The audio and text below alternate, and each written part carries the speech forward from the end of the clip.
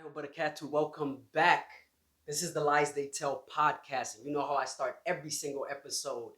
For all of my returning viewers, I hope you and yours are doing well. I hope you're in good health. I hope you're protecting your mind, your heart, your spirit.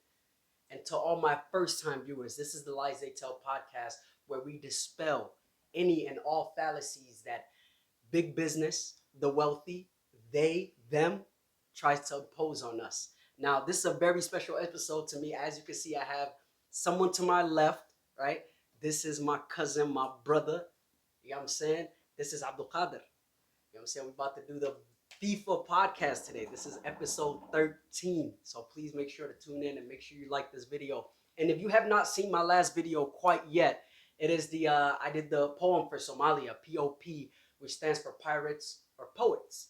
So after you listen to that poem, you tell me and hit me down in the comment below and let me know, are we pirates? Are we poets?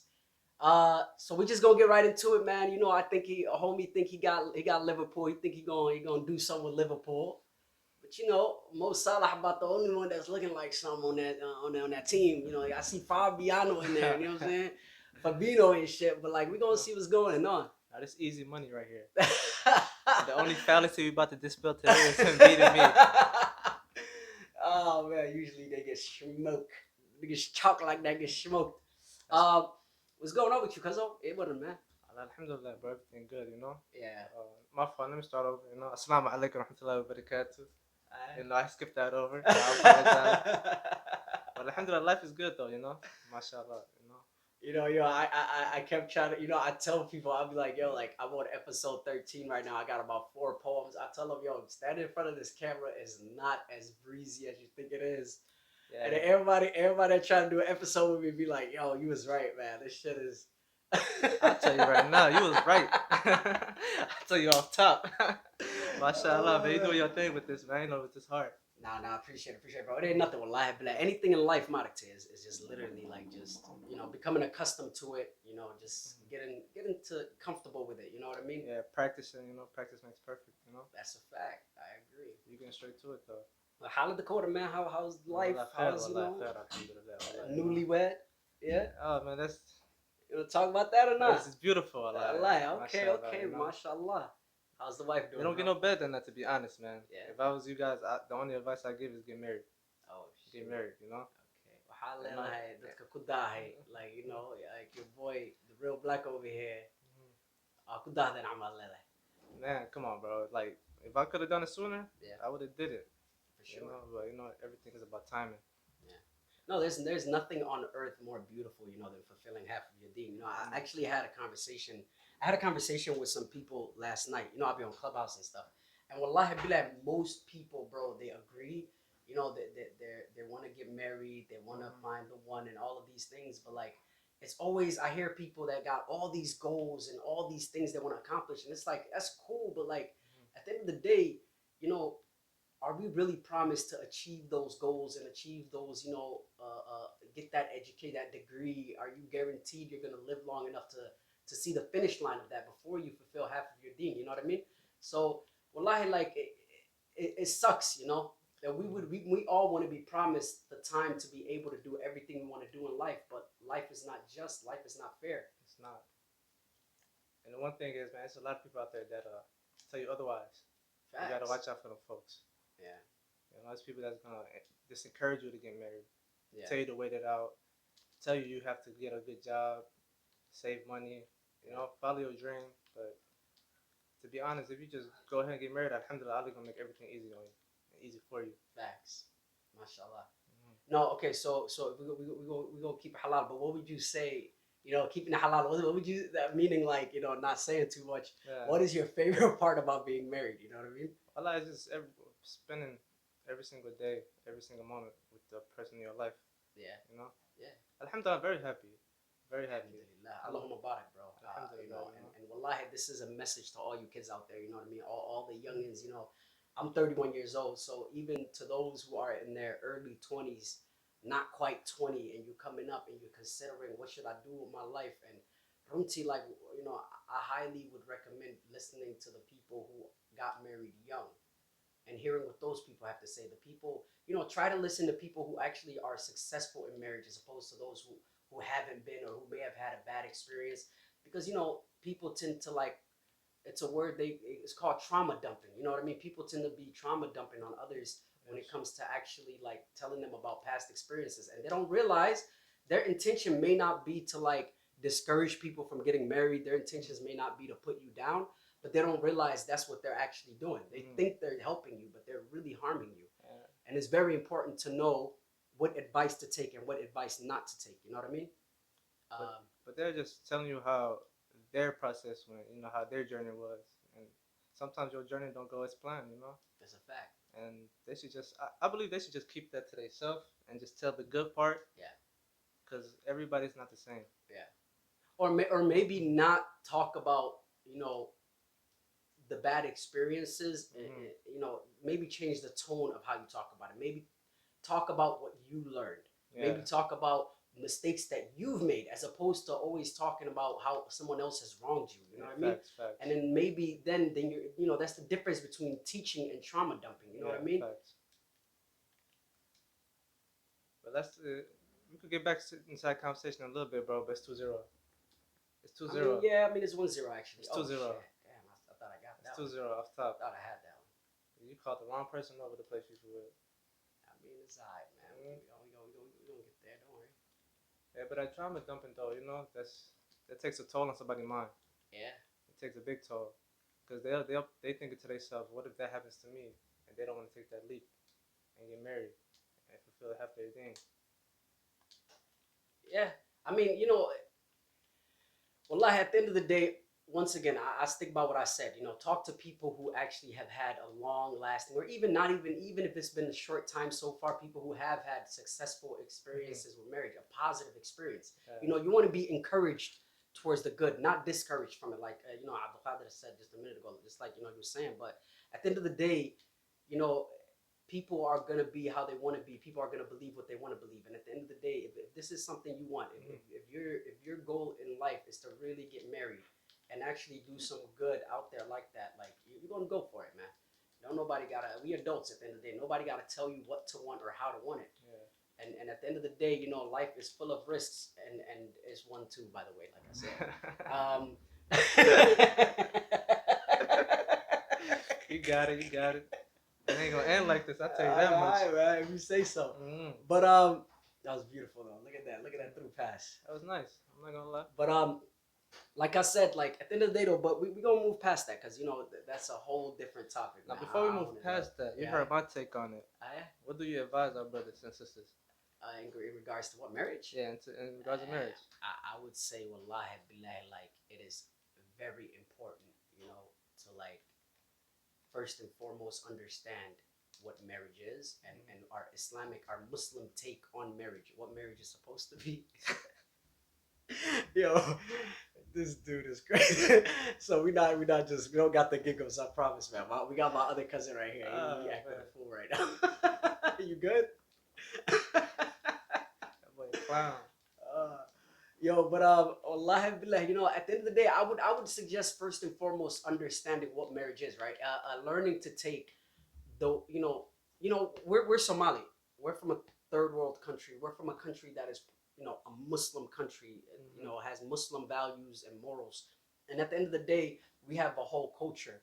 Now we, you know, some of us, like me, like you, have been brought here from like we was babies. You know what I mean? And at the end of the day, our culture has been diluted. That culture back home was for back home. All really culture is where you live, who you live around, and the type of foods you eat, the type of languages you speak. So truthfully speaking, you know, culture wise, we're Americans. You know what I mean? Yeah. And at the end of the day, there's nothing wrong with being westernized, as some people like to call it. You know? Yeah. And there's nothing wrong with being westernized, as long as you're able to take the good from the Western culture and leave the bad, and take the good from your Somali culture and leave the bad. You know what I mean? Yeah. And I would say, I know I'm kind of getting sidetracked here, but my point is that know diniya wise, what is made halal for us, what is made permissible, and what is not. Understand, you know, try to educate yourself on what is your responsibility before you think about what someone owes you. Try to figure out, hey, what do I owe this person that's going to be marrying me, this person that I'm going to be sharing a life with? understand your obligations, your responsibility, right?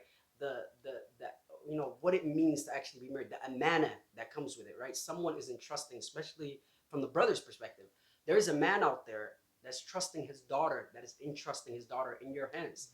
This is an amana, right? And then a lot of times when we get young, we're angry, we think we got it all figured out. We don't want to ask for advice. We don't want to ask for help. And that's the worst thing you could do to yourself, man. And but that's all I'm gonna say. Just know what marriage means to us as Muslims. Understand it. Do your research. And once you figure that out, tawakkallah, take the steps, and Allah subhanahu wa ta'ala will be there to guide you, inshallah ta'ala. He'll do the rest for you. It's big facts, though, man. Well, you see the score. Yeah, we should have started over a while ago. Huh? We should have started 3-1, 3-0. But I hope I answered that for you. Now you answered it, bro. But it's a lot going on in this world, It's a lot of marriages that's not working. Yeah. And where do you think that's coming from? Shh. I have no. Where do you think that's coming from? What's the root of the problem? Is it families getting involved? Is it they not giving each other enough time to learn one another? You said is what? Try to say it up because I don't think the mic will catch it. Shaitan? Yep. Why you say he's the Shaitan? That's my cousin, by the way. His name is Mohamed. Go ahead, bro. He's the main reason doing war, all this stuff. Because he's the enemy. Yeah. He's our enemy. I mean, there is the hadith that everybody knows very well when it comes to like divorces and breakups and things like that. And Shaitan is very much involved in that hadith, At the end of every day, Iblis, who is the general of all shayateen, he's the general, he's the chief and commander, whatever you want to call him, of all shayateen. He literally like comes to, he sits on his throne at the end of every single day, and his army come to him, and he asks them like of their deeds, what they've actually done, of their dealings of the day, And then one of them comes up, and they're like, oh, like today I made a man kill someone, and he's like, very good. And he's like, another one's like, today I made a man steal in business, you know what I mean? He's like, very good. This other guy's like, today I made a man use riba. He's like, oh, that's very good. There's another man comes up, today I made a man and a woman commit, acts of adultery, cheating on their spouses and stuff. He's like, it's very good. And then one man one of the shayateen come to him, and he says, today I made a man and a woman divorce, basically break up. I broke up a home. And then Iblis actually gets off of his throne, and to that shaitan, he tells him like, yo, like, you can come sit on my throne for the night. You can sit on my throne. And this is above think about it though. Like, divorce is completely halal. Mm-hmm. Killing someone is haram. Adultery is haram. Riba is haram. Zina is haram, right? All of these things are haram. But the one shaitan that made the people do something halal is the one that sits on Iblis' throne. And the reason for that is Allah subhanahu wa ta'ala says that he actually hates divorce. Like, you know what I mean? It's one of those things where Allah has made it open, but he literally tells you his extreme. He didn't say he dislikes it. He didn't say Allah hates it. Yeah, no, we're gonna start over, bro. Yeah, you're not gonna. Nah, bro, let the people see the score, man. They see the score, man. Get out of here, bro. I told you. Yo, these one of the fallacies you going to You have me talking about some deep topics, I don't know. Yo, but yeah, so I think Shaitan, he hates that, and wallahi, I don't know, man. I think that's all there really is to it. Iblis, Allah subhanahu wa ta'ala hates divorce, and Iblis, he's gonna honor whatever Allah subhanahu wa ta'ala hates. He's gonna love it more than anything, But yeah, that's my advice, man. Just know your deen, know the shuru' of marriage. And Islam. Yeah, but yeah, actually, I wanted to talk. I don't know if you still want to talk about that topic I wanted to talk about. What do you think? No, you can start it up. We can talk about it. Because I had a friend of mine, and like I said, you guys know I'm on Clubhouse, and a lot of people on Clubhouse, they actually know about this. Mm-hmm. I had a good friend of mine last week pass away. Rest in peace. Shafiq, inna lillahi wa inna ilayna raji'un, May Allah give you Jannah, bro. He was actually, somebody ran up to him in his car. I guess he was dropping a coworker off or something. and the brother, somebody ran up to his car and tried to rob him, but Mhm. Shafiq wasn't going for it. Yeah. Some hard-headed young Rochester nigga shit. Marka waa la dilay marka ilaa naxariista baan leenahay. But I wanted to talk about something that affects us all, and what I want to talk about is, death. You know what I mean? And I know like it's pretty. It's a touchy topic for me. I'm not gonna lie to you. That I'm not gonna lie to you. Like death for me is pretty sensitive because honestly, wallahi, like I have experienced my fair share of it in my young life, as far as just like people I've grown up with, people I've at some one point or another we've shared the same. We've slept in the same bed, we ate off the same plate. You know what I mean? And it's been happening a lot more recently. And it made me think. And these are childhood friends, man. These are kids that's like people that have passed away before they've seen their 30s, man. And whether it be violence based, whether it be a car accident, whether it be just from the qadr of Allah. I had a good there was a brother, we weren't good friends like that, but I knew him. And one night we were hanging out, and anybody back home knows about this, everybody in Rochester know about this. One night we hung out, literally, like I haven't seen that brother in like months. And I hung out with him one night, and then the next day when I woke up, they said that his wife had found him just dead in his bed, like he was not responsive, like literally. That was the last time I seen him. That was the last time anybody seen him up, aside from his wife. So we got, and it was almost like the nigga came to like almost just salama, because the whole community knew him. The brother used to work in the store. Once again, may Allah have mercy on him, and may Allah give him Jannat al-Firdaus. But wallahi, like it's tough, man. It's not easy. And Losing a loved one is never easy. yeah, for It's sure. never easy. It takes a toll on you mentally. And then it makes me, but more so, death is a reminder to all of us. Yeah. That's a And good point right there. The reminder part. yeah, and that's what I really wanted to take, much like my other episode. You guys know about the Surah Ar-Rahman video, and I keep saying Surah.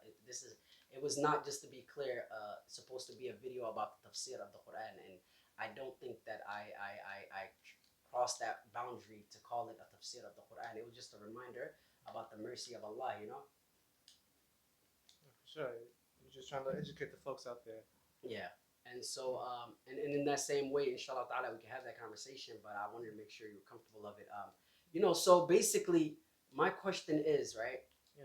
We know it's coming. Mhm. There is not a single person, right, alive that does not think they're going to, that does not know they're going to die. Every single children know, adults know, Muslim, Christian, Jewish, atheist, whatever you are, they know, right? And my question now is, why are we so afraid? Why are we so hesitant? Why do you guys think, like, when we talk about death, and when we think about death, and when we hear someone that we love, or someone next to us, or someone that we may have met once or twice passed away, we feel something deep down? Like, why do you guys think that is? Because after death starts the real life. It's not the real life. After death is the real life. Allah say every soul Shall taste death. shall be tested, yes. And then like every human being, they don't, because that's how Allah created. Like everybody has to scare of death, because they know they're gonna face something like It's coming. coming, Yeah. in deep. But like they don't want to say it. But some people, like, it's like the, let's say, the true believers, they don't scare about death. Right. They know actually they're gonna die no Yeah. matter what. Like in the non-believers, they don't want to die. They want to be like forever. I don't think it's so much as being scared of death, but it's the thought of dying and not being prepared for it. Yeah. Not having your worldly affairs, in order. You're not praying, you're not good to your parents, to your siblings. And to think about it, man, that's real scary. We all not perfect, especially me. We try to pray. Alhamdulillah, we're doing good so far with the prayer, trying to be consistent with it. But as long as you trying, Is that our own goal? thriving, you're gonna be good. What on earth? That was our own goal. I does this, bro, but it's 2-0, That was a whole bro. goal, bro. Fit it. Yo, want to show the replay? That's how we doing it. That's how we living. All right. Nah. But yeah. So Runti, I think that it's very important for us to get familiar with it, right? And to constantly think about it, because when you consider the concept of life, right? And I don't mean to give anybody existential crisis here, right? But when you consider the whole thing about life, bro, we we live on a rock that's literally just hanging in the middle of space, where any moment at any time something can happen that can change not just one person's life but the entire humanity life. Like like a rock could come out of the sky at any moment and destroy us all, and like an earthquake could happen so big that it changes the geography of the world at any moment. We can have a flood so bad that literally, like before, has happened with Nuh alayhi salam, and you hear all of these, ummas and qawms from before us who have suffered some of these, who has suffered the punishment of Allah subhanahu wa ta'ala before. And it's like the fact that we know the situation and the situation of today's world, right? And the society we live in, and the fact that like it's very possible for us to be, subject to the same fate. That in itself should let you know that, like, you can't get attached to this world whatsoever. At all. At all. Yeah. You feel me? And so, wallahi, I just want to know, I want to go forward now. So we said basically that, death is like, we all afraid of not being prepared for it. Mm-hmm. Even though, I feel like my point in saying all that was to say that we can never be prepared for it, except with the exception of, being, getting your ibadah together, getting your dunya together, making sure you leave people on a good note every time you say goodbye to people. But outside of that, you can never be really prepared for something you have never experienced. Does that make sense? Yeah, facts. So my question now is, okay, what do you think happens though, like outside of, like, after death? Allah said everything in this Quran. That's clear. So tell us about it. That's what I want to talk about. After death, there's a grave. There's a what? Everybody goes to the grave. Grave, okay? And there is a question Allah is going to ask you. Three questions. Three big questions. Everybody's going to question that. Everybody. It's like, who is your Lord? Who is your God? And who is your messenger? And who is your, what is your religion? Okay. So you said, just in case we don't get you on the mic correctly, because why don't you pull up a chair, bro? Come kick it with us. We could move over, man. I got the it's all good. I don't think it's downstairs, yeah? Yeah, it's all good. We could probably hear your voice. You good? But no, I was gonna say. So the brother said, Muhammad said that in the Quran, Allah subhanahu wa taala gave us clear indication of what happens after we pass on and we pass away. And one of the first things that happens is that you enter the grave, and when you enter the grave, that you have a list of questions that you're gonna have to answer. That's everybody. Yeah. So, and the three questions. What did you say? What it is? Who is your Lord? Who's your God? Mm-hmm. And who's your prophet? Right. And what is your religion? Who's your God? Who's your Lord? Who is your prophet? And what is your religion? Yep. Okay. And you saying that if I answer those three questions, what happens? You go straight to Jannah. You go straight to Jannah if I answer those three questions. Yep. And if I don't, Allah so what stops a Christian once they go to the grave and they're like, oh, okay, crap, now I see the Muslims were right. Let me just answer these questions now the way that I heard the Muslims answer. What stops them from doing that though? Because Allah makes them easy. Whoever goes to Jannah, Allah knows. Allah makes easy to answer those questions. But who doesn't? Who? Wait, what do you mean Allah makes it easy to answer those questions? Everything we do is Allah's hand. Everything, okay? Yes, we can't do like whatever we want. Oh, yeah? We have a choice, but Allah already wrote everything while we was in the stomach before he was born. Come on, that's a red card. You know what I mean? Eh? That's why Allah makes you easy to answer those questions. Like you just like everybody cannot answer by themselves, like choice.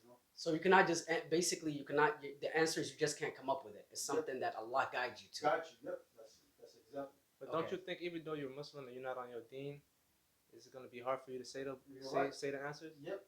There's or a is it lot gonna of be Muslims. easy for you to say the answers? Now, if you are Muslim, I mean, you're not going to Jannah. You're not. It's not easy to answer those questions because Allah is not going to guide you to answer. There's a lot of Muslims who go into hellfire because they didn't follow the path.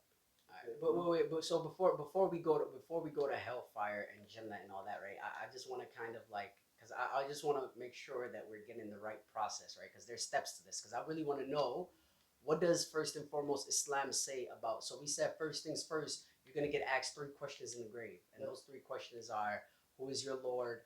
Who is your prophet, and what is your deen? Yep. And if you and these questions, even though every single person has the answer to them right now, when we get to the actual grave, it's not going to be the same. So first things first, who's asking you these questions? I thought you was by yourself. 2 angels. Yeah? Gonna come down. It's 2 angels. Yep. Yeah? Allah is gonna send 2 angels to ask you these questions.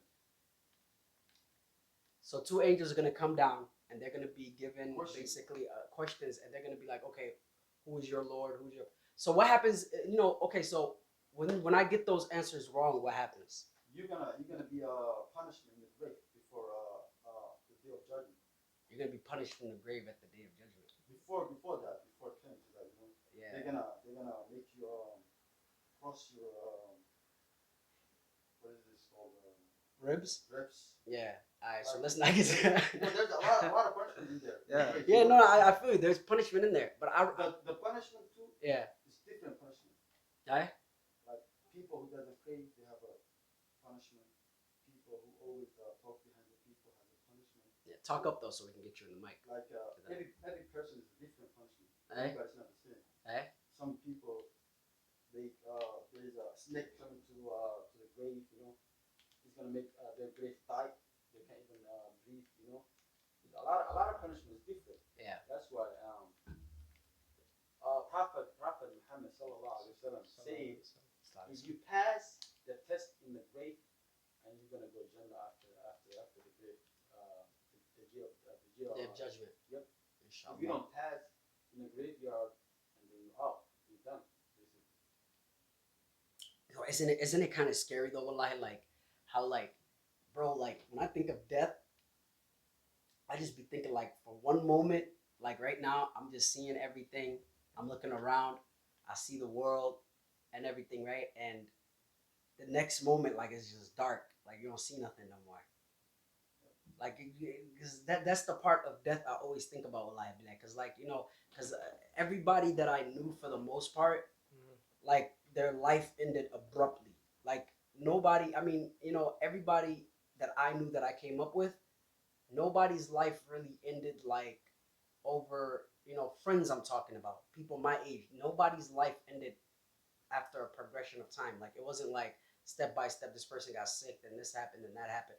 Like, every single person, bro, like, their life ended, got cut short right there, boom, one time. So my thing is, like, I think about it like, damn, like, one time I'm in the car and I'm just looking and boom, like, something happens to where, like, I go from this dunya to the next. You know what I mean? I go from dunya to akhirah, like, boom, like that. In a split second. In a split second. And it's like, bro, that's the part I think about, that I always think about. And that's the part that, like, really makes me question. It kind of scares me because that's how most of my friends left the earth. You know what I mean? Yeah. And it's like, damn, what was that experience like? How did it feel? What did you see? Did you know, like, it was that it was coming? Or did you, like, did it happen so suddenly that, like, it was like you woke up wherever you are now and you're like, damn, wait, how did I get here? What just happened? Like, how did it, like, it was crazy. Like, how did it happen? And Allah gives like if you read Quran, Allah gave you every detail that's like hereafter. Right. What is gonna happen? Yeah. Where we going? If you follow the good path, Allah says, I'm gonna give you heaven. Yeah. If you don't follow the good path, Yeah. and you're gonna go with beggar. Yeah. You go with him. Yeah. And Allah says the first enemy that has the humankind is Iblis. You Yeah. gotta be What careful different with that teams guy. are gonna play the same Like, team? let's say, say to you, if I tell you like, oh, if I say to you, Kazo, this is your enemy.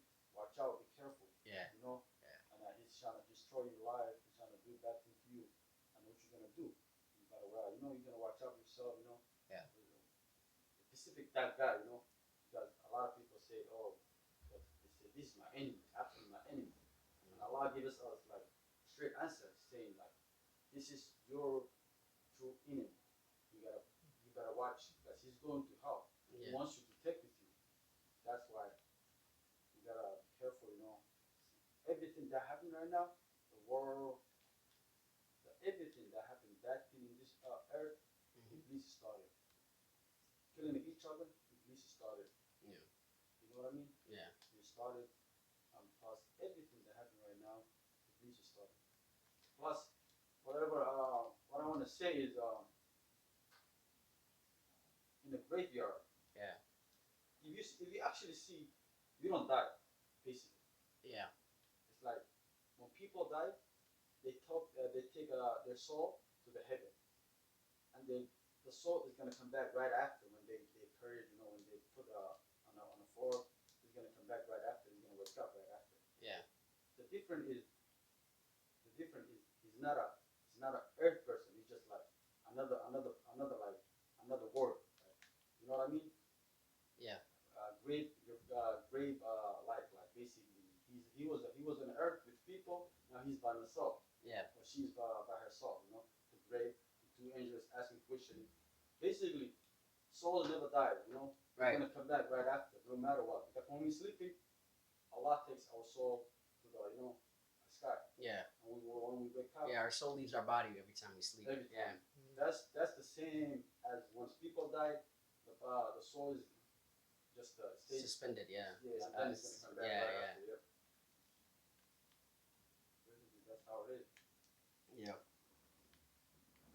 I just, I'll be thinking about it, and I know it's probably something. It might be morbid to some people, right? Some people probably wonder like, why do you think about this? And I think like, if I know something's coming, right, as a Yeah. man, like this is just how I live my life. If I know something's coming, I tend to think about it, like, so I know this is coming. Especially like I said, like to have like the experiences that I have, and to have friends that I've lost, just in whatever fashion, just to know like this is like I have friends who didn't make it to 30, so that means I know for sure like there's a chance I may not make it to 40, and the preparation of that. What do I do, Marca, or should I do anything to better put myself in a better position to actually go, or is it useless? Like, you know what I mean? Like, what if I start right now changing, Suju? There's no such thing as useless, bro. No, but what if I like There's okay, no such thing. yeah, Cause it's a process, bro. You cannot doubt your own process of trying to get better. You gotta trust the process, bro, and trust the tawakkul of Allah. So inshallah, bro. Whenever you say useless, it doesn't go hand in hand. yeah, You're trying to better yourself. yeah, So yeah, you can't do that right there.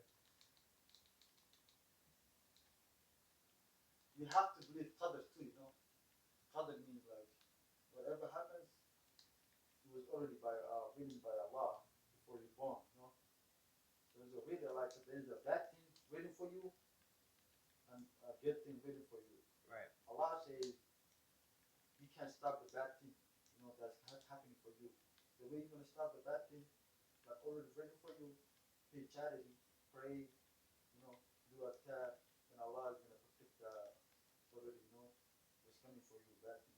That bad thing comes for you. Then you have to protect yourself. Yeah, where's that thought? Where do you think that thought process of I'm not doing enough coming from? no, it's I don't think it's like I'm not doing enough. It's just like, I mean, obviously I feel like I'm not doing enough, but what I'm saying is like it always feels like, like it almost feels like, damn, like no matter what I do, it's like at the end of the day, like, you know, I'm only human, and I have my flaws, and I don't think my flaws is something that's just gonna escape and just leave me, and I'm gonna just get rid of it overnight. You know what I mean? I feel like it's something that takes a lot of work, and as I try to put in more and more work for it, damn, I went that way. What are we doing?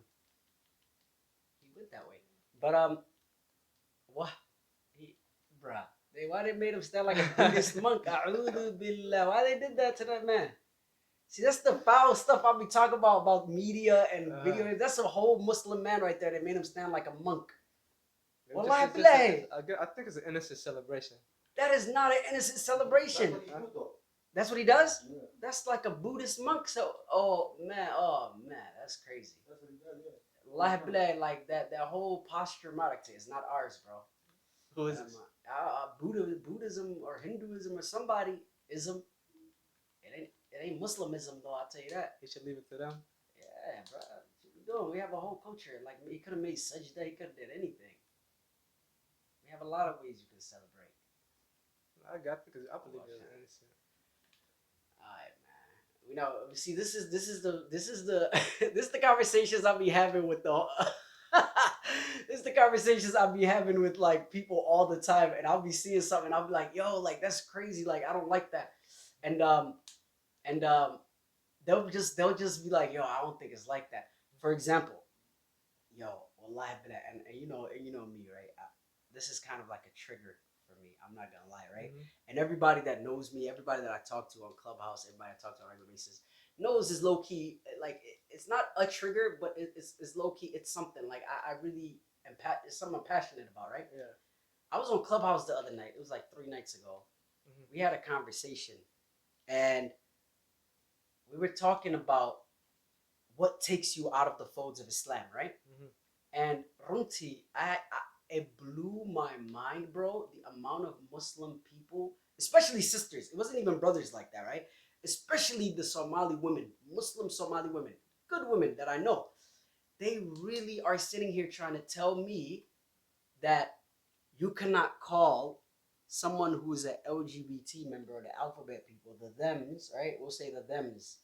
They're trying to say you can't call the thems disbelievers.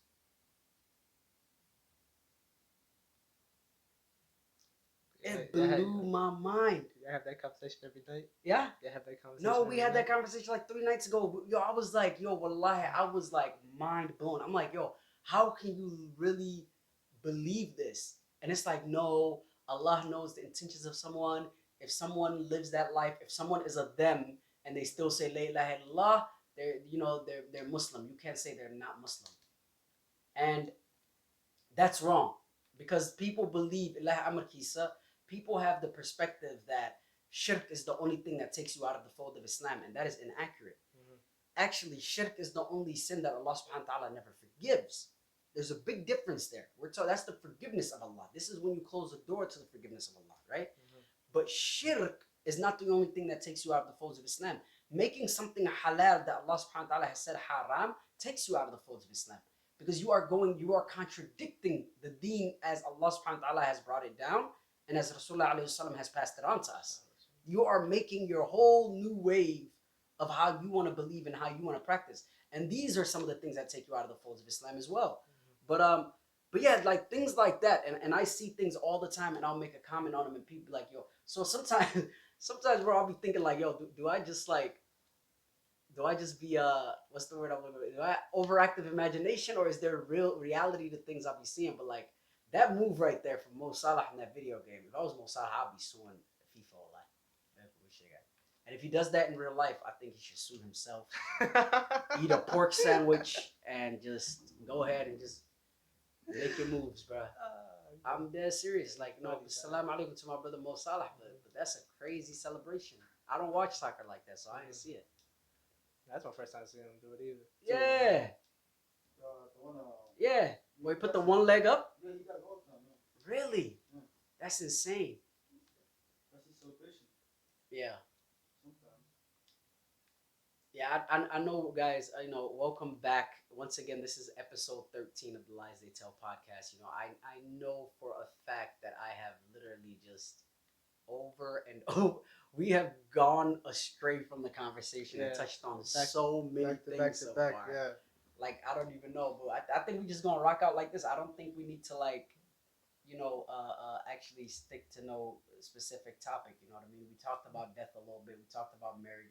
We briefly talked about marriage and divorce. Talked about death. We chopped it up a little bit. But is there anything you want to say? I mean, we could probably close it out soon.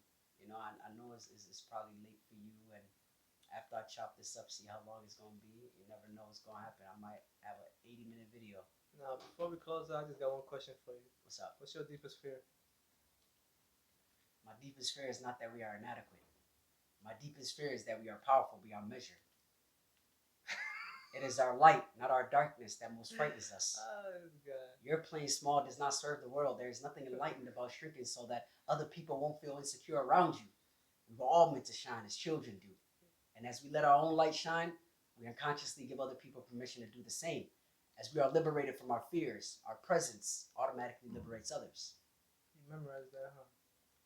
I thought we were doing a Coach Carter thing. Nah, I wasn't doing the Carter thing. Oh, I was watching it the other night. He put the chains on the doors. Ain't nobody getting in the gym. He said nobody playing basketball no more. Yo, that was a lie. You know what was the funniest part of that movie, bro? The dude told him when he did the lockdown and the news came, you know, and he was like, "Damn." He's like, "Why you laughing, man? What's so funny?" He said, "You was worried." He said, "You was worried about." You said you was worried about us finding out your stupid ass flunking math. Now the whole world know the whole stupid ass. Yo, the skinny bald head dude, yo, he was my favorite character, bro. He was the funniest dude on there, bro. He's like, and I come and find you on top of daddy's little girl. With all due respect, sir, daddy's little girl was on top of me. Oh, man. That was a good movie, though. Mm-hmm. It's hilarious. He asked the guy, he said, "Why you never in class?" He said, "Oh, I forgot the teacher name, but he said, oh, Mr. So-and-so, he's a fan of basketball." We got a real good relationship. He told that boy, "Pack your stuff, boy, get out of my gym." Damn. He understand. He a fan of basketball. He like what I do. Nah, but you know, actually, like that movie was a lot deeper than basketball, and hopefully people understood it. You know, it's about the way that, you know, society and others like have neglected, you know, the inner city youth, and how they've allowed them the only place where they can excel to be basketball or football or rapping or whatever the case may be.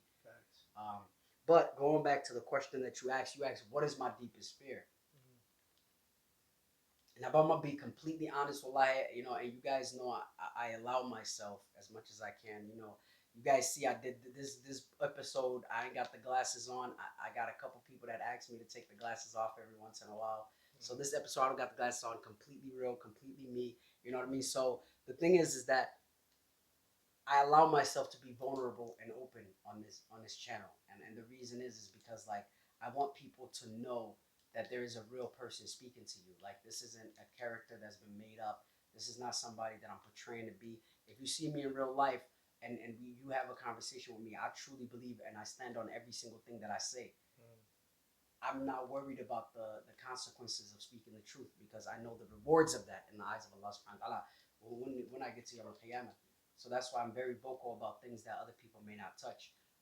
With that said, as vulnerable and as open as I can be, I can honestly and genuinely say I do not know what my biggest fear is. I guess like the only fear I could think of is to like, for people that I love and people that I admire to be with, you know, to be in need of some sort, and me not being there, and that causing them to, like, you know what I mean, be harmed or something like that. I don't know. It sounds crazy. I'm just making it up as I go, but like that's the only thing that I can really think of. Like otherwise, I can't genuinely say I have a deepest fear of like something happening to me or me experiencing something. I can't think of one. It doesn't mean I don't have it. Yeah. It just means I haven't discovered it yet. But what about you, bro? My deepest fear? Yeah. It's deep, man. Right? It's not being able to say the Shahada when I die. Okay. You know, I believe that's a reward in its own. Yeah. To be able to do that. Yeah. Definitely, for sure, definitely a gift. Definitely a ni'mah. Yeah, go into detail a little bit before we close out, because I really, I'm so glad you brought that up. Not be able to say it, to utter the words, you know. You could utter it in your head all you want. But if you don't utter it from your lips, what's the whole point of it? Right. You know? Yeah. And that's just a big fear. Something in the back of my head every single day. Constant. Yeah. And if you don't think about death on the regular, that's something else too. That's something you should be able to think about. That should be something in your head that tells you to come back to reality. Yeah. To get back on your deen, pray your salat, all of the above. And that's one of my biggest fears right there. And before we close out, man, I want to ask Kazel one time. What's your biggest fear, Kazel? Me? To be honest, my biggest fear is. That's a good question. His biggest fear is knee surgeries.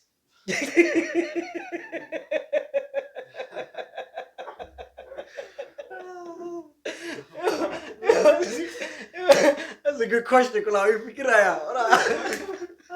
That boy sat back, put his head on his head like this. I wish I could see this guy. I wish I could see him. He literally dead did this. He said, "Me, my biggest fear. I don't know." To be honest, my biggest fear is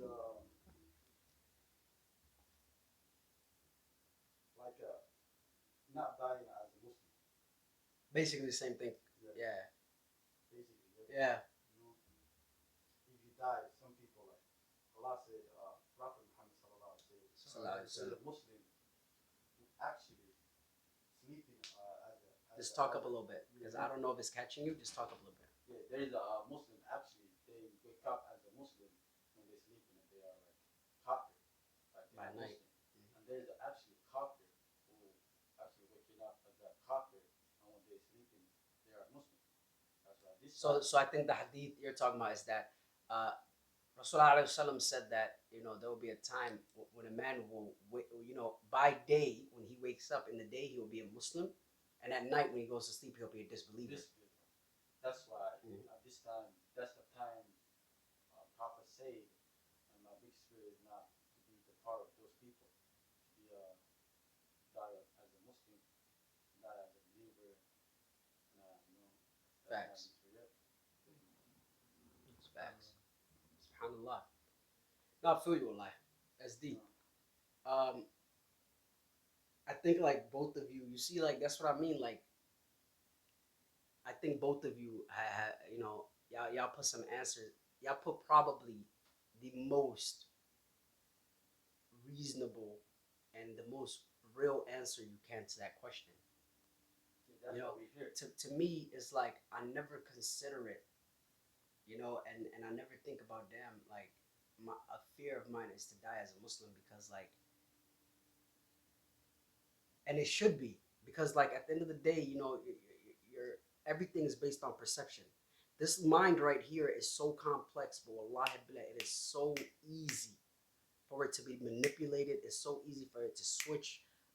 A switch could come on, and all of a sudden, like now you have nothing but the shaitan all through you. You know what I mean? Exactly. And it is a very reasonable fear, and it's something I need to consider, and it's something that we should all consider, all of you listening out there. But wallahi, like mashallah, like I can't really say much more than that. But like for me, I just I just try to like focus on the here and now, and just try to be the best person I can be. And obviously I have a lot more I need to work on my deen, because once again, as Allah subhanahu wa ta'ala said, death is the destroyer of pleasures. You understand? So this is something that's definitely coming, and this is definitely everything that you're happy with, everything you think you've accomplished, everything that you brag about, everything that you love, it will all end. To the point where Allah subhanahu wa ta'ala says, Malku Mot. He says, Ya Mot. He says, Ya Malku Mot. Imagine that. Allah subhanahu wa ta'ala commands the angel of death, die. So, this is to make it clear, without any question, without any debate, without anybody else having anything to say. Allah subhanahu wa ta'ala, him and only him. He says, where are the kings? Where are the rulers? Where are the idols that these people used to worship? Who does this day belong to? Literally just talking to the vast nothingness, because it's only Allah subhanahu wa ta'ala. He said, who does this day belong to now? Is there anyone left that can answer me? This is by the power of Allah. He's telling you, okay, you believed in Jesus Christ. You believed in Buddha. You believed in, whoever you wanted to believe in. You believed in statues. You believed in items. You believed in nothing. Where is everyone? The gods that you have given, sajda to, where are they now for you? Where are those gods? Come have a conversation. And they don't exist. They're not there. And, that's probably one of the most beautiful things I heard about death. Is the fact when I hear about everything dying, even Jibreel alayhi salam, even Harut and Marut, the angels, even when I think about Israfil, Malakul Maut, all of them pass. So even the angels holding the Arsh, from what I understand, Marka, I don't fear death, but I think you said it earlier, how you're gonna die. And I don't even fear how I'm gonna die. I think it's just a matter of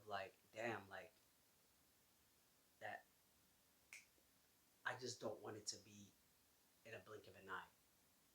You know what I mean? It's not a fear. It's almost like and none of us choose how we go. But I don't want it to be like, 1 second I'm sitting here kicking it with y'all talking and be like, I'm gonna hit you up later. I'm gonna see you next week, cuz I'm gonna see you 3 days from now. And then all of a sudden, it's darkness. I don't want that to be my story. But if it happens, it is my story. Then Allah subhanahu wa ta'ala has the best of all. He's the best of all planners. He has a plan for me, right? So yeah. So I think I'm gonna leave it there. I'm comfortable with that. How about you, brother? What you want to say, man? Let people know where they can find you. You want to plug your socials? Anything like that? I like being a ghost, man. Oh snap! Oh snap! I can dig it. But if y'all want to play me in FIFA, so you know what I'm saying? We gonna type it in on a little caption thing. Facts. Get at me. You see what I did to your boy? I'm not gonna lie. He's much. He don't want to see me Mortal Kombat though. That's all. Mortal Kombat 11. You don't want to see me. We don't play them childish games. Playing with your life. Yo, come on, bro. Hey, yo, once again, wallahi billah, I want to thank my cousin. He is the first person that to actually, that I could reach out to. I've reached out to several people prior, and he is the first person that I reached out to, and that actually has taken a chance on me, has taken a chance on my channel, right, to come out here and to speak to me in front of the camera, to my audience, to my friends, my family, all of you that watch, and I want to thank him for that from the bottom of my heart. You know what I'm saying? Wallahi, I'll never forget this. This is the very first episode of the Lies They Tell podcast where I physically had someone sitting right next to me and chopping it up with me. And inshallah ta'ala, as Allah is my witness, bro, my 100th, my 1,000,000th, whatever it is, we gonna come back to this moment again. And whatever video game is out, whatever FIFA, whether it's FIFA 25 or whatever it is, 24. We're not doing FIFA no more, man. We gonna play that too, and we gonna do this. I promise you. So once again, I want to thank you from the bottom of my heart. No problem. My cousin, and all of you out there. Thank you for all of the support, all of the love, all of the outpouring of good words and good spirits you have given me. Every single day I come across people that tell me that my content has helped them in some way, shape, or form. I thought personally that it would be only after you get to a certain level of success. You know what I mean? I thought once you get those millions of views, once you get hundreds of thousands of subscribers, millions of likes, once you get there, people really feel touched by your content and they tell you hey, your content really touched me. It really helped me through this time. No, I have I just hit my first, I just hit my first 300 view, one of my videos, just hit 300 views, the most so far, 305. And already after 13 episodes, already at least 2 people have come to me and said, yo, your podcast, your content has touched me in some way. And yo, it blew my mind. because I did not think that was like, I did not even fathom. I did not think that's something that would be, that would be happening. I thought it would be years and millions of viewers and subscribers and many more money spent to like actually get myself into the right situation. And I thought that's when I reach people that I can actually help, but apparently not. People have already been appreciating, and I want you to know, whether it's 300 views or 300 million views, I'm gonna let you know right now, you guys are more important to me. The number of people that watch me right now and that support me and that reach out to me are more valuable to me than any million view video I could ever have in my life, any million subscribers I could ever have. And I mean that from the bottom of my heart, because this message is for the people. And I know the masses don't always. Yeah, we're gonna leave it there. Yeah, man. Before, man, boy talking too much right now, man. We gonna cut this real quick. You feel me? Hey, yo. That boy talking way too much. Man. Assalamu alaikum wa rahmatullahi wa barakatuh. Episode 13. Hey, before we leave, man, shout out to my wife. I love you.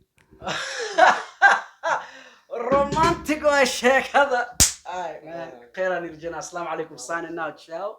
Peace.